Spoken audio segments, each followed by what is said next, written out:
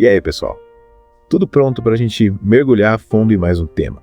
Hoje a gente vai, se aventurar nesse universo da motivação, sabe? Aquela força que a gente precisa para ir atrás dos nossos sonhos. Ah, essa força interior, às vezes ela dá uma apagadinha, né? Principalmente quando a gente tá na correria do dia a dia e os problemas dão aquela rasteira básica. É bem isso. E por isso que a gente trouxe um material super legal para dar um up nessa energia, sabe? A gente vai, investigar o porquê que nos move, mergulhar de cabeça no autoconhecimento e, quem sabe, até dar umas boas risadas no caminho. E já no comecinho o texto manda real. Lembre-se do porquê você começou. É como se ele dissesse, volta lá naquele momento, naquela faísca que te fez começar. Qual era o seu sonho? O que você queria? Qual era a sua visão? Nossa, essa pergunta é poderosa. É como se a gente estivesse desenterrando um tesouro que estava lá esquecido. E sabe o que eu acho mais legal? O texto não fica só na lembrança do porquê. Ele mostra como essa lembrança pode ser, uma super ferramenta pra gente vencer esses desafios e manter essa chama acesa. E tem mais. O texto fala de um jeito diferente sobre esse porquê. Ele não é só um pensamento que passa pela cabeça, mas sim uma força que tá dentro da gente, sabe?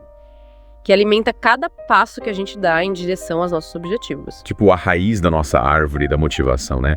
Que alimenta cada galho, cada folha e faz ela crescer forte e bonita. Boa! E quando bate aquele desânimo, sabe? Quando a gente se sente meio perdido, o texto dá uma dica. Pergunta pra você mesmo, por que eu comecei isso? É nesse momento que a gente se reconecta com a gente mesmo, com aquela força que tava lá no comecinho. E o legal é que relembrar o porquê não tem a ver só com o passado, mas também com o presente. É entender como aquelas motivações de antes se conectam com os desafios de hoje, dando aquela força para seguir em frente. E aí o texto fala de uma coisa que eu acho demais. A ideia de que as dificuldades, os obstáculos, são na verdade oportunidades disfarçadas. Virou o jogo, hein? É como se a gente olhasse o problema de ponta cabeça. Me explica melhor isso. Imagina que cada obstáculo, cada desafio é uma chance de aprender e crescer. É como se a vida estivesse testando a gente, preparando a gente para o próximo nível. E sabe o que o texto sugere? Que a gente se pergunte, o que eu posso aprender com isso? Como essa experiência vai me deixar mais forte? Fazer limonada com os limões, né? Ou melhor ainda, uma limonada gourmet com hortelã e gelo. Encarar o problema como a chance de criar algo ainda melhor, de ficar mais forte e evoluir. Isso aí. E essa mudança de visão, essa capacidade de repensar o problema é fundamental. Em vez de ver os obstáculos como derrota, a gente pode vê-los como degraus para alcançar nossos objetivos. Me lembrou aquela frase, o que não te mata te fortalece. É a mais pura verdade. É nos momentos difíceis que a gente descobre a força que tem dentro da gente, a nossa capacidade de superar as coisas. E é essa força que nos faz seguir em frente, mesmo quando tudo parece dizer, para! E o mais legal é que nesse processo de superação, de aprender com os obstáculos, a gente acaba se conhecendo melhor, descobrindo coisas que a gente nem imaginava sobre nós mesmos. Verdade. O texto fala bastante da importância de se conhecer nessa busca pelos nossos sonhos. No fim das contas, é enfrentando os desafios que a gente descobre nossos pontos fortes e fracos. E isso nos ajuda a ser a melhor versão de nós mesmos. E esse processo de se conhecer é tão importante quanto chegar no objetivo final. É nele que a gente descobre o nosso potencial, a nossa força para superar as coisas e a profundidade do nosso porquê. É como se a gente escavasse cada vez mais fundo dentro da gente, encontrando novas camadas de força, sabedoria e autocompaixão. E essa jornada de autoconhecimento não tem fim, né? A cada desafio, a cada vitória, a gente se redescobre, se transforma, se torna uma versão ainda melhor da gente mesmo.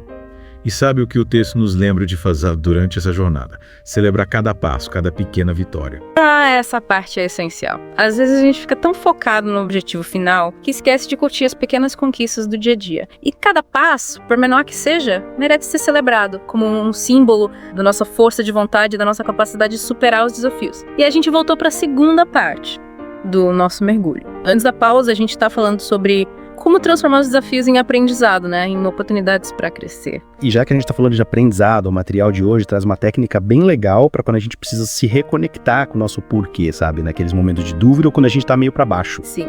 É a técnica dos 5 porquês. Você já ouviu falar? O nome me parece familiar, mas não lembro direito como funciona. Se prepara, porque essa técnica é poderosa. É basicamente se perguntar por que eu tô me sentindo desmotivado. E aí, para cada resposta que você encontrar, se pergunta por quê. De novo, até chegar na raiz do problema. É como se a gente estivesse descascando uma cebola, né? Camada por camada, até chegar no miolo. Exatamente. E o legal é que, com essas perguntas, você pode acabar descobrindo que a falta de motivação não tem nada a ver com o objetivo em si, mas com outras coisas, tipo medo, insegurança ou falta de clareza. Nossa, é verdade. E depois que a gente descobre a raiz do problema, o que o material sugere? Aí vem a parte mais importante, criar um plano de ação para lidar com essa causa. Se a falta de motivação é por medo de fracassar, por exemplo, o texto sugere procurar ajuda para lidar com esse medo, tipo terapia, meditação ou até pensar positivo. Legal? Então a gente usa os 5 porquês para entender o problema e depois parte para ação, buscando soluções para acabar com a desmotivação. Isso aí. O texto dá um exemplo que eu achei bem interessante. Imagina alguém que não está com vontade de ir para a academia. Usando a técnica, essa pessoa pode descobrir que o problema não é a academia, mas sim a preguiça de sair de casa depois do trabalho. Entendi. Aí a solução pode ser procurar uma academia mais perto de casa, chamar um amigo para ir junto ou até malhar em casa mesmo. Perfeito. É encontrar o que funciona para você, que te ajuda a superar o que está te desmotivando. E essa técnica me lembrou de outro ponto importante que o material fala. Celebrar as pequenas vitórias. Verdade, muitas vezes a gente está tão focado no resultado final que esquece de comemorar as pequenas coisas do dia a dia.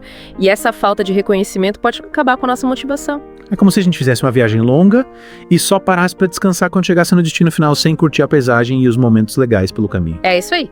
O texto incentiva a gente a mudar essa forma de pensar, a comemorar cada passo, cada obstáculo superado, cada conquista que nos aproxima do nosso objetivo final. E sabe o que é legal?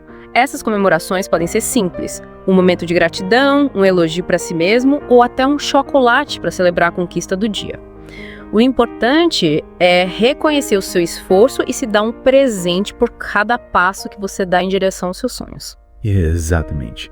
E essa comemoração constante, por menor que seja, faz uma diferença enorme na nossa motivação, nos dá mais energia para seguir em frente. E falando em seguir em frente, o material também fala da importância de não desistir dos nossos sonhos, mesmo quando os desafios parecem impossíveis. Sim. O texto lembra que a jornada para os nossos objetivos é como uma maratona, não uma corrida de 100 metros. Vai ter cansaço, vontade de desistir, mas é a persistência que nos leva até o final. E o que me chamou a atenção é que o texto não tenta fingir que é fácil. Ele conhece que nem sempre é fácil se manter motivado o tempo todo. E aí ele dá algumas dicas para a gente cultivar essa persistência nos momentos difíceis. Que legal! Que dicas são essas? Uma delas é ter um sistema de apoio. Pessoas que acreditam em você e te incentivam a continuar. Pode ser a família, os amigos, um mentor ou até um grupo na internet com pessoas que têm objetivos parecidos. Essa rede de apoio é fundamental, né? Saber que tem gente torcendo por você e te dando força faz toda a diferença nos momentos de desânimo. Com certeza. E o texto também sugere dividir grandes objetivos em metas menores, mais fáceis de alcançar. Assim, a gente sente que está progredindo e fica mais motivado para continuar. Boa estratégia. Dividir um objetivo grande em etapas menores deixa a jornada menos assustadora e nos dá a sensação de que a gente está avançando, o que aumenta a nossa confiança e a vontade de continuar. E me veio um exemplo na cabeça agora. Imagina uma pessoa que quer escrever um livro. Se ela pensar só no objetivo final de ter o livro publicado, a tarefa pode parecer enorme e desanimadora. Verdade.